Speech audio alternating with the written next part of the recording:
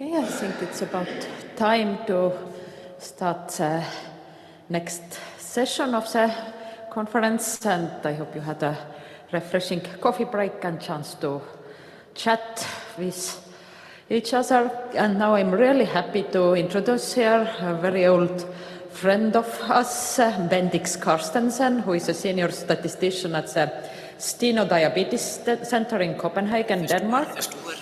Bendix has been a regular traveler to Tartu from the year of, actually, I met him first in 2002, but actually you have been in Tartu even earlier time, I think. You came to the conference in Kariku once, or something like that. So, and we have been teaching a course called Statistical Practice in Epidemiology using R together with Bendix and some other friends, Esineja, who is on Zoom today, and some others. So we hope to organize a course in Tartu one day again. Last summer, unfortunately, we didn't manage to get enough participants. Also, I think it's a useful course, so it's to advertise. If you see it advertised again, then you're very welcome to join. But also, Bendix is a very great fan of Lexis, and for a reason, because he can show how the Lexis diagram can be extremely useful in epidemiology. So the floor is yours. Thank you very much, and thank you very much for the invitation, giving me an opportunity to come back to Tartu yet another time. So, what I do at Steno Diabetes Center is what I normally term to describe the demography of diabetes. So how does diabetes pan out in the Danish population, and how do the diabetes patients fare in terms of complications? And that's based on the Danish registers. So that's what I'm doing. I'm doing register research. So population registers record types and dates of events. So you could talk about diagnosis of diabetes, completion of education, you can talk about birth, death, marriage, divorce, and everything is person identified. So you know who had a diabetes diagnosis and at what date they did have it. So you can analyze rates. So for example, you can analyze rates of divorce as a function of age and length of marriage, etc. And another important thing about registers is the completeness of registers. Now, if the register is assumed to be complete and exhaustive, then we can infer non-occurrence. So if for a person there is no recording of diabetes, we can infer this person does not have diabetes. So that's the completeness point of it. So we have complete follow-up of all persons in the population. So what we really observe is events, and because of the completeness, we also observe the risk time. We know when people do not have a diabetes diagnosis, so we know how long have people been at risk for diabetes without having it. And what we can derive is that we can derive the number of events, that could be deaths or diabetes diagnosis. We have the person years, that's where the completeness comes in.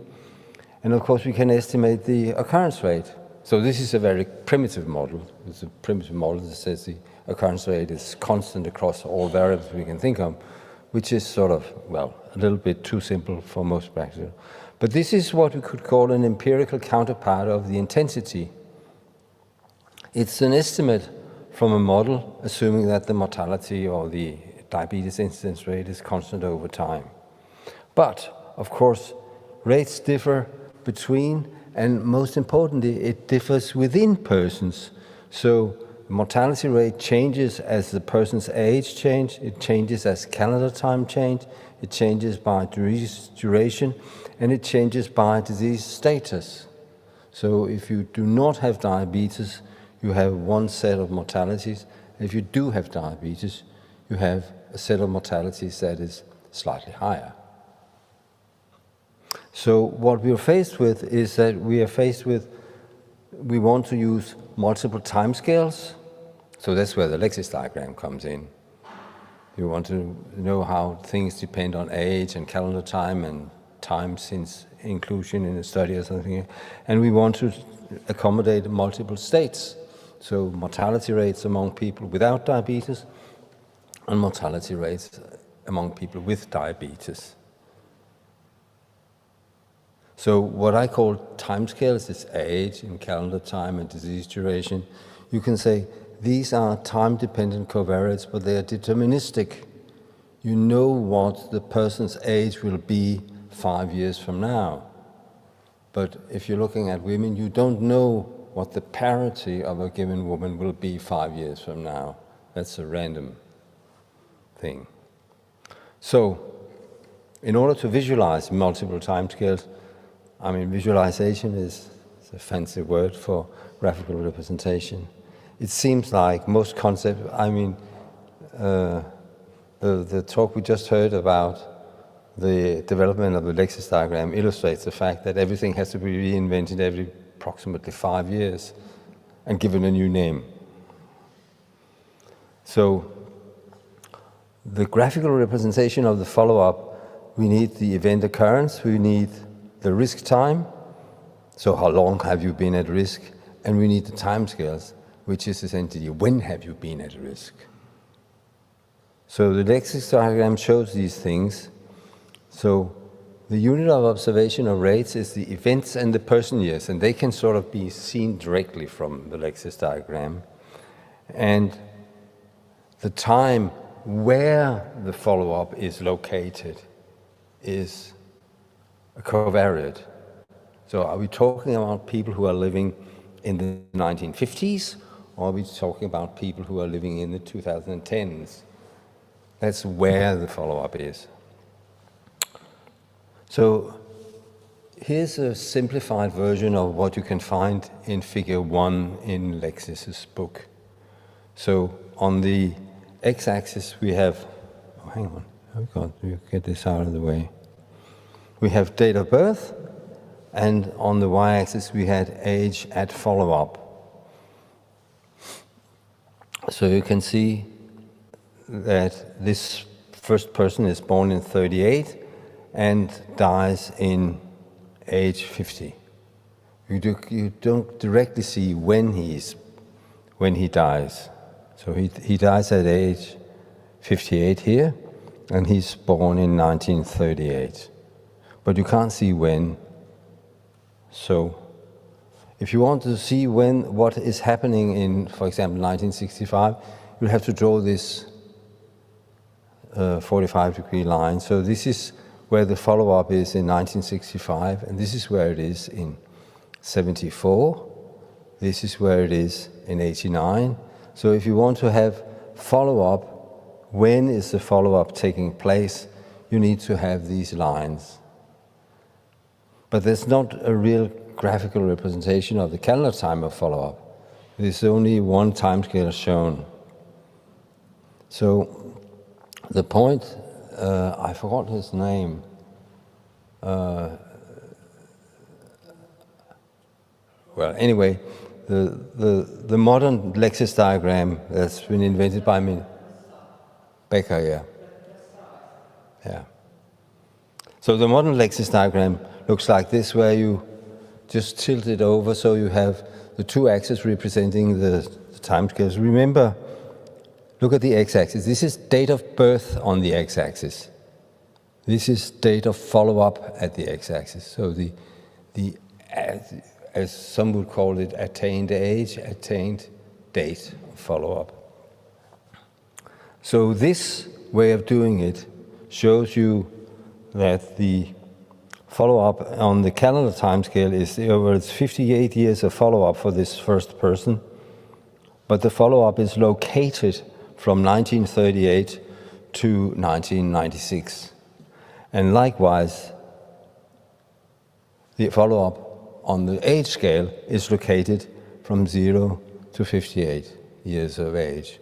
So the length of these gray things is the risk time, the time the person has been at risk for dying. That's the length of it. but the location of the gray lines gives us where the follow-up is.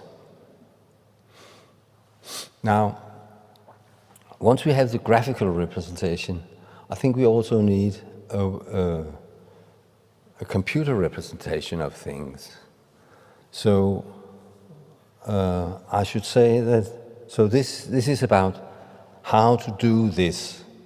This is something that has sort of a little bit come out of the course that Krista mentioned in the introduction, the Lexis data frames. I should say, so this is, well, essentially, this talk is an advertisement for the EPI package in R. And the Lexis machinery sort of uses the Lexis diagram as background for statistical analysis and manipulation of data. Now, the Lexis machinery is not invented by me. It was designed by Martin Plummer. In those days, he was a senior statistician at the International Agency for Research on Cancer. But these days, he's a professor of statistics and actually the head of the statistics department at the University of Warwick in England. Now, so, where's this one? Maybe I should, can I do that? So, here's some data from a study on contrast media. So this is, here are 4 out of 2,500 patients that all had a cerebral angiography, which is an X-ray of the brain. And in order to get a proper picture of what goes on in the brain, you have to inject a contrast medium. So you inject a contrast medium in the person's bloodstream, and then you can get a picture of how the brain looks. So these were injected, you can see, in the 1930s and the 1940s, and they were injected with what we call the contrast medium number 1, which is thorotrast. It's an excellent contrast medium. Unfortunately, it contains thorium, which is radioactive with a half-life of something like 10,000 years, something like that. But it has a chemical property that it accumulates in the liver. And these people get liver cancer at very high rates. The expected number of liver cancers in this cohort is about 1. The observed number of liver cancers in this cohort is about 125. So, but anyway, for the sake of follow-up of this, we can see we have date of birth, date of injection, so that's date of inclusion into the study, and the exit date, and whether the person exits as dead, which is 1, or alive, which is coded 3. So we set up a Lexis object, a Lexis diagram, a Lexis data frame, where we define the age scale, the time scales as age. So that this is how old is a person at start? Well, this is the injection date minus the birth date. That's the age. The date of inclusion is the injection date, and the time from inclusion is 0. So remember, this is time from inclusion at the time of inclusion. So that's 0. But it needs to be defined as a time scale because the Lexis machinery will use it as a time scale. And then we need to define when does a person exit from the study. And this is at the exit date. And then we have to define what is the exit status of a person. Is a person alive or is a person dead at the exit? That's from the variable exit state. And what comes out of it is that we can make a summary, and we can see there are here at the very end, we have 2,500 patients, we have 2,500 records, we have 500 persons who end up alive during basically where there's no recording of death, and by the completeness we infer they were still alive at the exit. And there's 2,000 of the patients that have died. So this is what the Lexis object looks like. You can see over here on the right we have the original variables, ID, sex, birthday, etc. off the screen here. And Lexis has added some new variables. So we have an age variable, a date variable, time from injection variable. We have a lex.dur. This is the person years, the duration of the follow-up. So this person was injected at age 33 and died at age something like 41, 7.5 years later. So this represents the follow-up. So what is the next state? That is the events. That's it here. So these three guys are dead and this guy exits alive. So this is event for three of them and no event for one of them. And then you have the time at risk in this column, and we have the time scales. So these three are variables that we have defined and named by ourselves.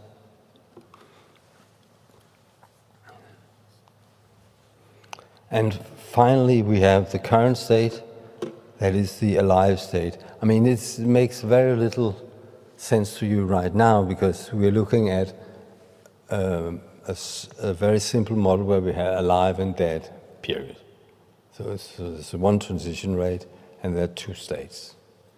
It can be more complicated now.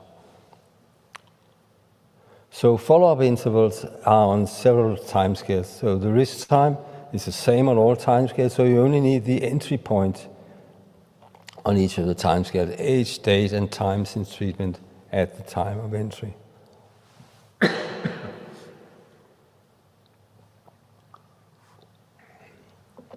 So the response variable in the analysis of rates, that is the event, comma, the duration. So when we have follow-up, the outcome variable, the response variable, or dependent variable is bivariate, events and person time. And the covariates are the timescales and some time-fixed measurements such as the contrast media that people have been introduced to, and time-varying measurements that might be random. So if I just have to remind you, up here, where is it? Here we go. It's called THL. It's a thorough trust study as a Lexis object, L. So if we do plot THL, we get a, surprise, surprise, Lexis diagram. So here are 2,500 lines, and we have age on that, on the x-axis, and calendar time on the y-axis, which is a bit impractical, so we can just ask for a different ordering of them. So this is a classical modern Lexis diagram of these 2,500 persons. It's very difficult to see very much, except that the study apparently has ended at about 1995. So this is just a subset of them, which allows you to see, to visualize, a new word, what's going on.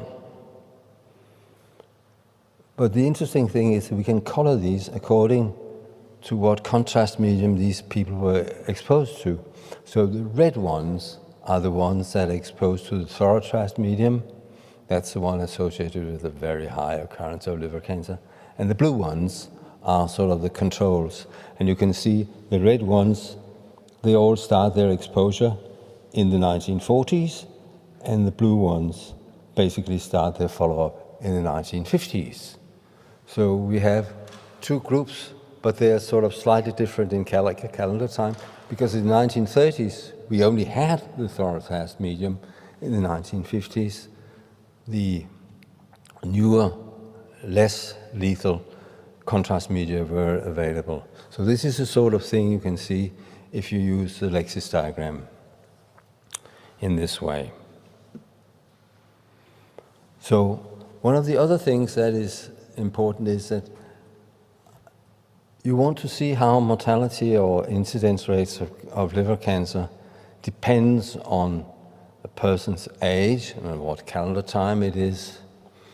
So you need to have not one long record for each person, you need to have multiple small records. And there's a machinery that allows for to do that. It's called split Lexis. And you can see what we do here is that we split at ages from 0 to 100 at time at intervals 20. I mean, this is crazy. Nobody would do that in real time, but I have to fit it on the screen, computer screen, so we use very broad age categories here. And then later we take the split object and then again split it by time from injection in smaller intervals. And what we get is an object that looks like this. You can see the point is, look at here, person number 1 now has a number of records. The first record starts at age 28, the next record at age 23, at age 27, at age 40, and age 42. The thing is that the original data, the person started at age 22 and had some 50 years of follow-up, and the follow-up is now here, 1, 4, 12, 2, 17, and 0.18 years of follow-up. So this is the length of the little bits and pieces of the follow-up. And so if we look at it this way, so this is a slightly different Lexis diagram. We have age on the y-axis, but on the x-axis we don't have calendar time. We have time since inclusion into the study. And that's why everybody starts at time from inclusion 0. So everybody starts at 0 here. And over here we have the data for person number 1. This is age 22, age 23, etc. And this is a duration, and this is a time from injection. And we can see, we have to do it here. So the first record, which is 1 year long, corresponds to this little, the red thing here. And as time goes on, the next record corresponds to this piece in the follow-up, the next record to this piece, the next record to this piece, and this record to this piece. And you can see there's a tiny little piece of follow-up, 0.2 years. It's very difficult to see, but it's there. So this is 0.2 years old. Oh, those 0.2 years long, sorry. So the likelihood for time-split data is if we assume that the rates are constant in small intervals, and this is the whole point of subdividing things into smaller intervals, is that if we look at a follow-up of 30 years saying, oh, we make a model that states that the mortality is constant over these 40 years, it's completely goofy. But if we subdivide the follow-up into smaller intervals, it becomes easy. It becomes slowly more reasonable to have an assumption that says that the mortality is constant in the interval. So each observation in the dataset now represents a follow-up interval, contributing a term to the log likelihood. The likelihood is a product of conditional probabilities. So the probability of surviving all 47 intervals for a person is the probability of surviving the first one multiplied by the conditional probability of surviving the second one, given that you managed to survive the first one, etc., etc., etc. So it's like, well, you could call it repeated application of Bayes' rule, basically. So each of the terms looks like that. So this is this d log lambda minus lambda y. That is a contribution to the log likelihood from a model with constant mortality lambda, where you have observed d events. D can be either 0 or 1 during y follow-up. So you get one of these terms for each of the little pieces of follow-up you get. And the total likelihood is a product of such terms. No, it's not. The total log likelihood is the sum of such terms. So it looks like a contribution from, each of them looks like a contribution from a Poisson variate. And because the likelihood is a product of the contributions from these, the likelihood from a single person looks like the likelihood from several independent Poisson variates. But those points, they're neither independent nor Poisson. So this is something that I have to explain repeatedly to epidemiologists. How many statisticians are there around here? Right, so you know what epidemiologists don't know, that different models may have the same likelihood. There's not a one-to-one mapping between a model and a likelihood. So here's an example. This funny-looking Poisson likelihood. It's the same for a model for independent Poisson variates and follow-up of a single person in a survival model.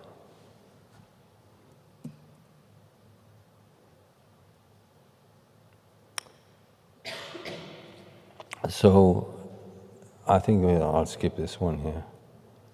So if you want to fit a simple model with Poisson variable, with these as Poisson variates, this is what you do. You take the outcome and then have some explanatory variable. This is a natural spline thing, and you have the effect of the contrast medium, and you use the log of the risk time as offset, and then you fit the model with R, and it looks pretty much like this.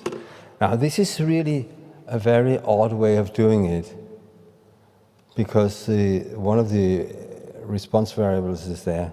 So once again, actually, during one of the SPE courses in Tartu, Martin Plummer wrote the family not called Poisson, but the Poisson-Reg family, where the outcome is in the right place. The outcome is a two-column matrix, because we have a bivariate outcome, events and person years.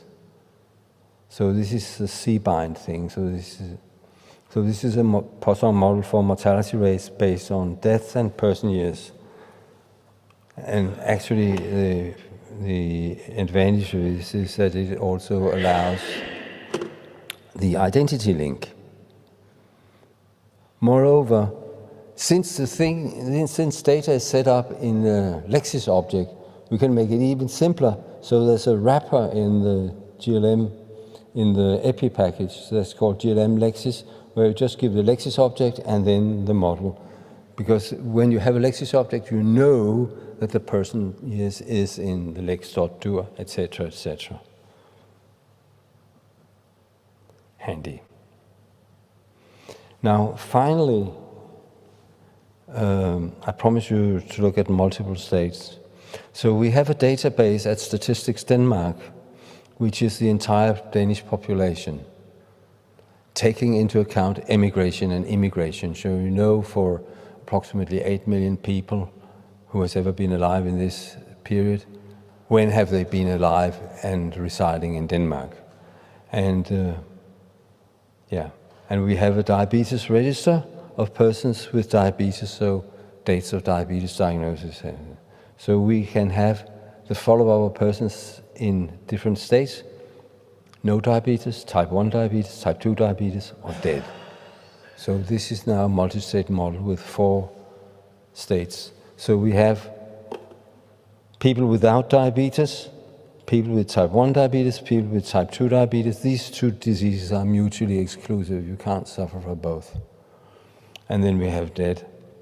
And the numbers here is, in the no diabetes population, we have, this is per thousand, so this is 154 million person years among people without diabetes.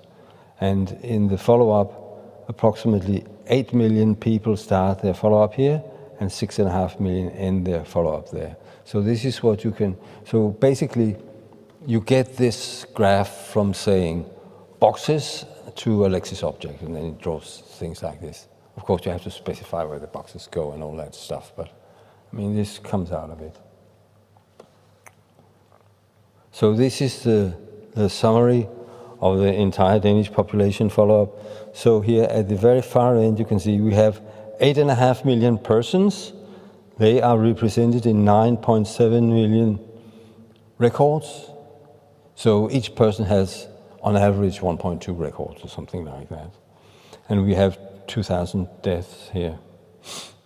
And you can see you can go from no diabetes to the same.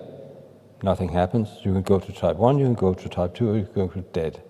For type 1s, you can either remain type 1 or you can die. For type 2, you can remain type 2 or you can die. So this is the overview of that. So this is what we do. The Wilhelm Lexis has a facility to say to dead. So this is an analysis of the subset of the data where we only consider transitions to the state dead. We can also say we want to look at the occurrence rate of type 2 diabetes. So we specify that we only want to look at the records that refers to the no diabetes state, and we only want to look at events that are type 2, ignoring type 1 and death. So this is the feature of the EPI package for R. You can get a graphical overview, you can get data representation and manipulation, and you can get easy analysis of transition rates. So you'll find detailed descriptions of this in the vignettes of the EPI package.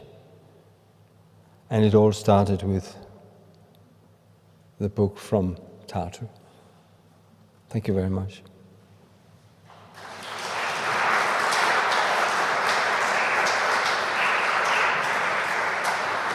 Okay, thank you very much. I think it was a very interesting, nice example, like where the Lexis work that started 150, actually much more than 150 years ago, but was published 150 years ago, where it leads us if we now try to use it in modern day epidemiology. And yes, indeed, we can fit a lot of interesting models, meaningful models that help us to understand the data. So are there any questions to Bendix? You can say, oh yeah, Meelis. Meelis, yeah. Okay, thank you for a very, very interesting talk. So I was thinking about the Poisson that appeared to be there, but is actually not present by the construction at all, right? So it reminds me very much of a similar situation in actuarial mathematics. So if you have the chain ladder method, which is used to predict the reserves in insurance, the chain ladder triangle itself is actually kind of related to the Lexis diagram because it also has 3 time dimensions there, but it's not that important right now. But since Lexis was also related to insurance, it's sort of is a connection. But the thing is that if you calculate by this chain ladder method the insurance reserves, it's actually a distribution-free method totally. But you will get exactly the same point estimates using a quasi-Poisson model. So I was wondering, do you have any intuition behind, so why those phenomena that are not Poisson at all by nature appear to be Poisson? Yeah, I mean, so now I can ask, who are probabilists here? So the number of events is not Poisson, but if you, every time a person dies, replace the person with an exactly identical copy and follows him, then the number of deaths will be Poisson distributed. And I think it's a famous, I mean, you must know that. It's a famous thing from, I think the first time I read it was in Feller's book on probability. So basically, if you're looking at time life testing of electrical bulbs, for example, it's easy to replace the dead ones with an identical copy. So that's where it comes from, I guess. Thank you very much. Okay, thank you. Any other questions? Probably not. So there is also a small souvenir for you, not too heavy to take in hand luggage.